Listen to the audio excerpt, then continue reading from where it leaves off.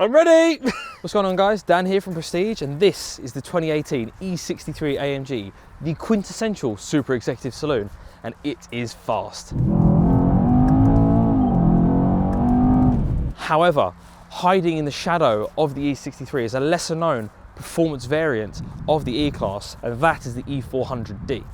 Drowned out by the mass of E220ds on the market and hidden by the glory of the E63, I think the E400d is the sweet spot of the E-Class range, and today I'm going to be telling you why. Before we start the video, be sure to hit that like and subscribe button and hit the notifications bell to be alerted to any new video that we put out.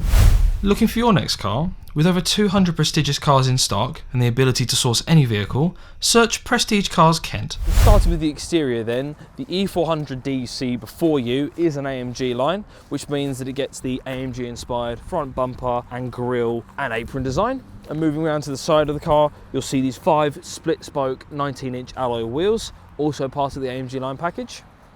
The chrome window trims and the chrome tops to the door handles you see here denote the Premium Plus package, which this car has also been equipped with. And as we move around to the back, you'll notice the AMG line rear apron, exhaust tips and diffuser to give the car a slightly more aggressive AMG inspired aesthetic. However, I think this car retains its sleek, understated executive appearance that you'd want from an E-Class, and just all around looks quite smart.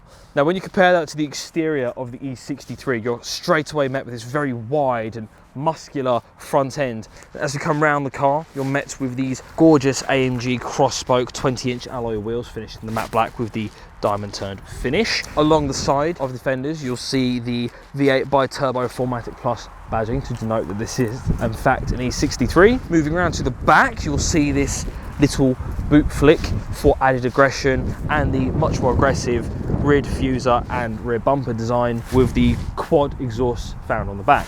So as you can see inside the E63, you're greeted to these very gorgeous premium bucket seats. However, they're still bucket seats. They're designed for high performance driving, not long distance driving. When you step into the E400, you are greeted with a set of gorgeous Napa leather wrapped comfort seats with the same level of adjustment as the E63.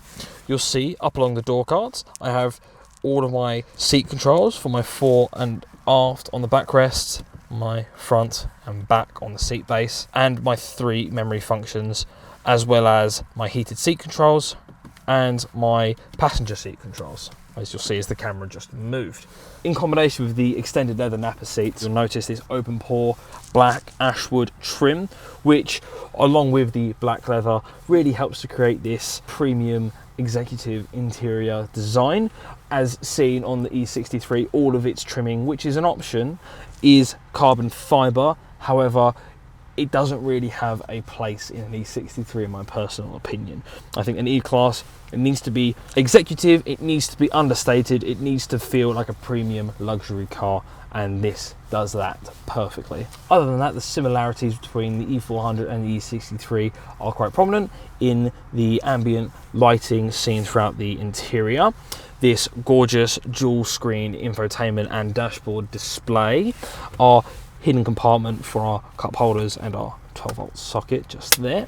Our infotainment controls and vehicle control touchpad and turn dial are all the same as in the E63, and on the steering wheel you'll find the same controls with our touchpads to the left and right, with our left side of the steering wheel controlling our infotainment screen and the right side of our steering wheel controlling our dashboard, letting us flick through our different screens, gauges and information displays. Our example here is also a Premium Plus, which means that it receives the dual panoramic glass sunroof as standard, which can also be found on the E63. So I currently am driving the E63 AMG with the tried and tested 4-litre Biturbo V8, producing 586 horsepower and 557 foot-pounds of torque. It is, it's quite fast.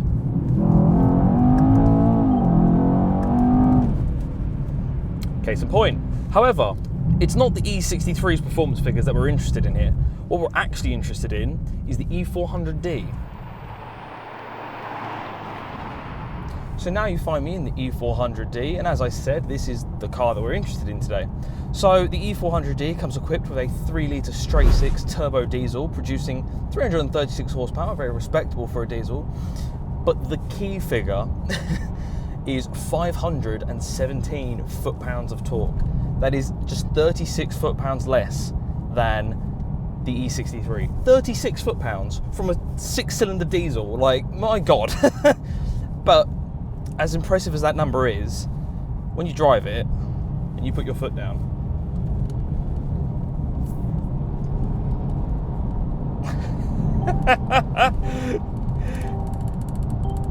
oh, it says the bonnet's up.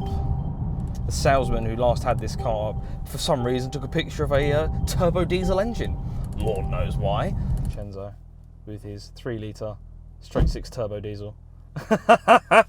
Now, again, on paper, you may be thinking, oh, well, it's got less torque than the E63. It's not going to drive as fast as the E63.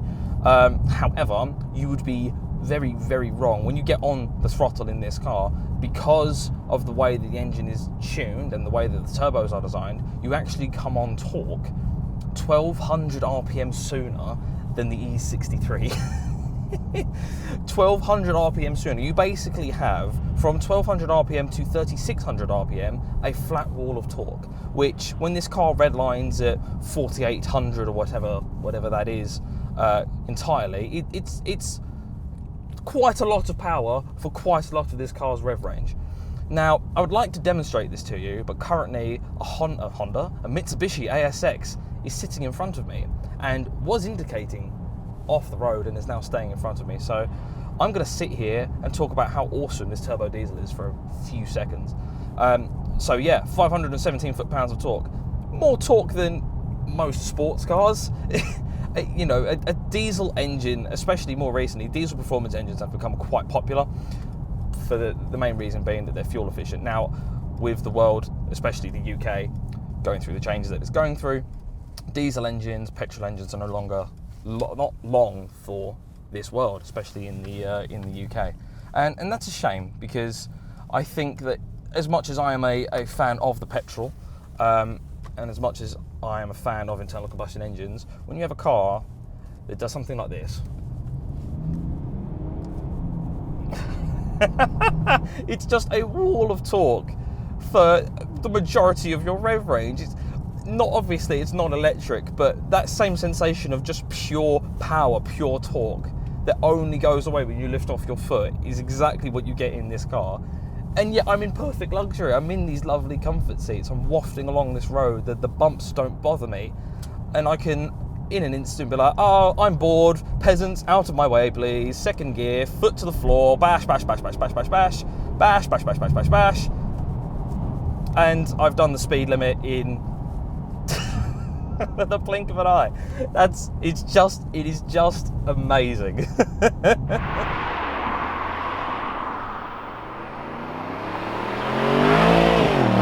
So on to comfort then. I'm driving the E63 again, and the car inherently is quite firm. I mean, obviously it's an AMG car, you're not expecting it to glide along the road like some sort of land yacht. But however, we are in comfort mode, we're cruising at 50 miles an hour at the speed limit, and I can feel every single vibration through my buttocks and through my hands in the steering wheel. Now, the E63 has been set up to be driven fast, hence why it has hard suspension. But for a long distance driver, for an everyday driver, that can get tiresome, that can get boring. In the E400, however, we, on our example here, have the exquisite air body control, air suspension management system, and the comfort from the suspension alone is completely life-changing.